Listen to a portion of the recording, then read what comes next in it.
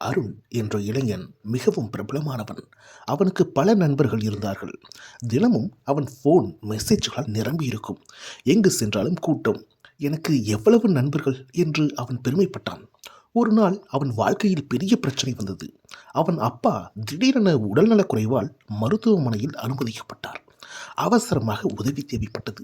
அவன் தனது பல நண்பர்களுக்கு அழைத்தான். சிலர் ஃபோன் எடுக்கவில்லை, சிலர் பிஸி என்றார்கள், சிலர் கவனமாக இரு என்று மட்டும் மெசேஜ் அனுப்பினார்கள். அருண் மனம் உடைந்தான். அப்போது அவன் அமைதியாக ஒரு நண்பனை நினைத்தான். டேவிட் அவனை அதிகம் தொடர்பில் வைத்திருக்கவில்லை. தயக்கத்துடன் அவனை அழைத்தான். அவன் பேசுவதற்குள் டேவிட் சொன்னான், கவலைப்படாத, நான் உடனே அங்கே வரேன். அவனும் மருத்துவமனைக்கு வந்தான். உதவி செய்தான், ஆறுதல் கூறினான், எல்லா நேரத்திலும் துணையாக நின்றான்.